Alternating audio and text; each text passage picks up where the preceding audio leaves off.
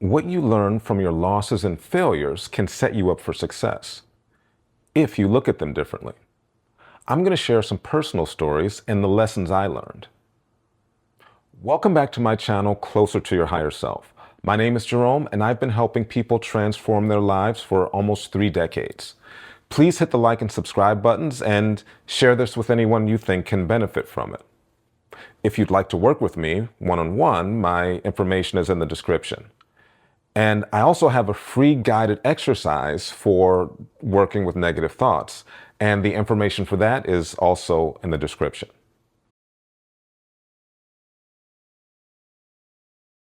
When I was 9, I was in the Cub Scouts, and they have this event called the Pinewood Derby. They give each kid a block of wood and 4 wheels. Now, you're supposed to carve a car out of the block of wood, attach the wheels. You can decorate the car however you want, and some weeks later you race the cars down this track that's on an incline. Now, outside of that, the only instruction was for the parents to help the kids as little as possible. Now, my dad would have loved to help me, but I was determined to do it on my own. I wanted my car to look like a Formula One car, so I drew a design on the block of wood. It was going to have the spoiler, and Formula One cars are smaller in the front and bigger in the back, and they have these big wheels. And so I grabbed a handsaw and cut the block of wood on an angle so it was smaller in the front and bigger in the back, like Formula One cars. Now, I was not sophisticated enough with the handsaw to cut the spoiler, so I had to live without that. I found a can of gold spray paint in the basement, so I used that to paint the car. And when I was hammering one of the wheels on, I accidentally broke a piece of wood where the wheels attach. So I had to glue that back on. So I attached the wheels and my gold Formula One car was ready to go. So the day of the race comes around and I'm excited to see how my car does. But the first thing I notice is that there are all these cars that are beautifully painted, two-tone colors, perfectly rounded edges, and glossy paint jobs. Some of the cars had numbers painted precisely on the sides, and I was a little disappointed because my car didn't look that great compared to the others. But still, I thought my Formula One car was going to do pretty well in this race. Now, the races are done in heats. So if you win your heat, you pass on to the next round. So in my first heat, the race starts and my car comes in dead last. So there was no advancing to the next round. Now, I was disappointed and heartbroken and a little embarrassed at how poorly my car had done in the race. Now, it wasn't until sometime later that I thought, wait a minute, I think I'm the only one that actually made my own car. Two-tone paint jobs with a glossy finish, perfectly rounded edges. And as opposed to my car, the other cars were heavier in the front, which made them move faster down the track. This is not the work of most 9-year-olds. I was the only one that actually made my own car. So that time in my life felt like a complete failure. But now I look back on it with a sense of pride because at 9 years old, I was able to use a handsaw and sandpaper and make a car out of a block of wood all by myself. And this reminds me of something I heard a long time ago. A spiritual teacher named Wayne Dyer. He said something that was very profound and it's always stuck with me. When you change the way you look at things, the things you look at change. So this time in my life that seemed like a huge failure was actually a story of determination and self-sufficiency. And I encourage you to try changing the way you look at things. This is called reframing, looking at something from a different angle or point of view, looking for the positivity or the lesson contained in the event. Most likely, you already have examples of this. That person that broke up with you, that needed to happen in order for you to find the right person for you. That business that failed allowed you to learn the things to make your next business a success. And if you look back over your life, you'll see that what I'm saying is true. And hopefully, this will allow you to refrain from catastrophic thinking before you can see the lesson in these events. If you have situations in your life that seem unusually difficult or unfair, you can think that maybe there's a reason, maybe there's a lesson.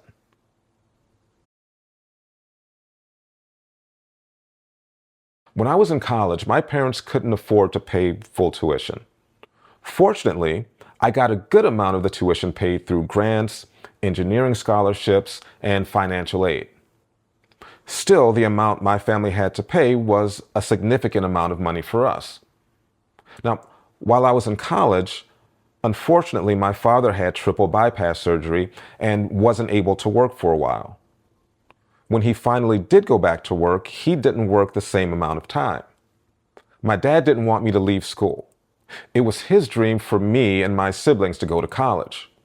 I also didn't want to leave because most of the time, if someone left, you never saw them again. So I took the maximum number of hours they would give me as a student worker at the cafeteria. I also played bass and band, so I made a little bit of money that way.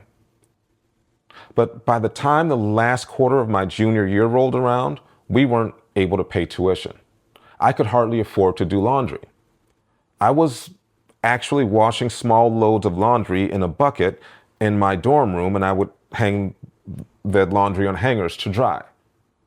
But I went to my professors and I told them what was happening, and I asked if I could participate in classes as usual. And later, when I got the money to pay tuition, they could enter my grades retroactively. And they agreed. I couldn't afford my books, so I would borrow a classmate's book and I would photocopy the pages I needed to read. And every day I was waiting to get a call from someone telling me I had to move out of the dorm because I hadn't paid for room and board. But somehow the cafeteria where I was working did find out. And as a result, they told me I couldn't eat there unless I was working.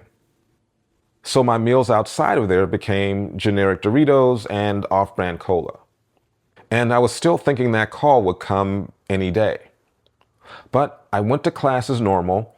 I managed to make it all the way through spring quarter without being kicked out. But I still didn't have the money. And unfortunately, the summer internship I had the year before, which paid a decent amount of money, fell through. So I worked as a bank teller during the day, and at night I went to a telemarketing job. All the money from the bank went toward tuition, and the telemarketing job allowed me to have 3 for $5 frozen pizzas for dinner and $1 frozen burritos for lunch. And just before it was time to go back to school, I had enough to pay the back tuition. Then it was a matter of trying to track down all the professors to get them to enter my grades. And it all came together just before it was time to register for the next quarter. Now, getting the money for that quarter was another ordeal, but not quite as difficult. At the time, I looked at my classmates and thought it was unfair. They didn't have to struggle or wake up at 5 in the morning to open the cafeteria or wash their clothes in a bucket, not to mention being worried about my father. Finishing an engineering degree with all those things happening was pretty difficult. But later I looked back and reframed it. That was the hardest thing I had ever dealt with at that time. It built a resilience in me. And I knew that if I could orchestrate all those things to stay in school, I could handle a lot of things that would come my way. It also let me know that perseverance is one of the most useful characteristics you can have. That challenge made me stronger. And it also let me know that as long as you don't give up, you can achieve your goals.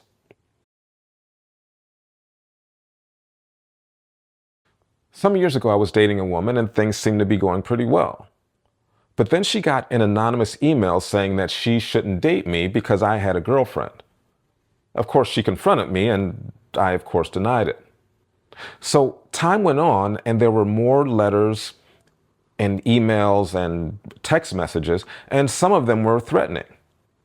Now, the more of this we got, the more it became clear that this person knew a lot more about her and almost nothing about me.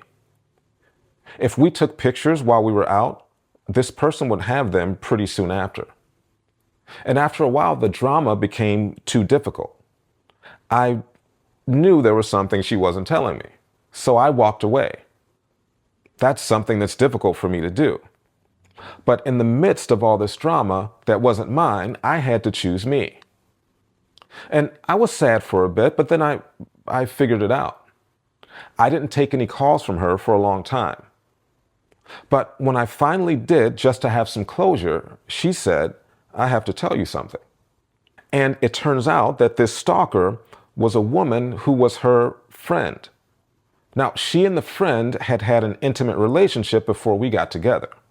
And the woman I was dating apparently didn't think they were in a relationship, but the friend took it as though they were a couple and proceeded to burn down this woman's life.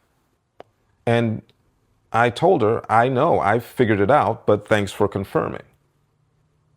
And I had even asked her about this friend and if she could be the one doing this or if the friend maybe had feelings for her. She denied it. She told me no. So I was glad I stepped away from this drama instead of trying to help like I would normally do. And at this point, I took out a piece of paper. I wrote down all the characteristics I want in a person. And I decided that if I happened to meet someone with these characteristics, I would entertain the idea of being in a relationship. If not, I would just be single. No apps, no speed dating or whatever. So a couple of months later, some friends of mine invited me and a few other friends to their hometown for a New Year's Eve celebration. They said, "Every year we do this big celebration in the neighborhood, you guys should come." And my initial thought was no, because the other 6 people that were going were couples. But then I said, "You know what? Yeah, I'll go, but I'll just hang out for New Year's Eve and maybe New Year's Day, and then I'm going to fly somewhere else for the rest of my vacation." Well, I got there New Year's Eve and met a woman. We hit it off, and I canceled my flight to the other city, and we're still together. And that was almost exactly 2 years ago. I wasn't even focused on trying to find someone. I was just planning to travel and have fun with my friends. And that's why I always talk about finding a person that has the values and characteristics that line up with you, and not trying to manifest a specific person. That specific person may like to party, and you may be a homebody. That person may be a spender, and you may be a saver. That person may be a carnivore, and you're a vegan. The other person may have skeletons in their closet. Manifest the best person for you, not just the person you saw at Whole Foods because you think they're attractive. The other takeaway is that you need to make space to receive things. It's like if I want to give you a gift, but you can't take it because you're carrying a bunch of garbage. And to be clear, I'm not saying people are garbage, but lying, cheating, unkindness, abuse, that's garbage, and you don't need it. I encourage you to think back over your life. What are some of the losses that you can reframe as lessons that have or can lead to your success? What are some of the losses you're dealing with right now that you can reframe? Tell me in the comments, and I hope to see you next time on Closer to Your Higher Self.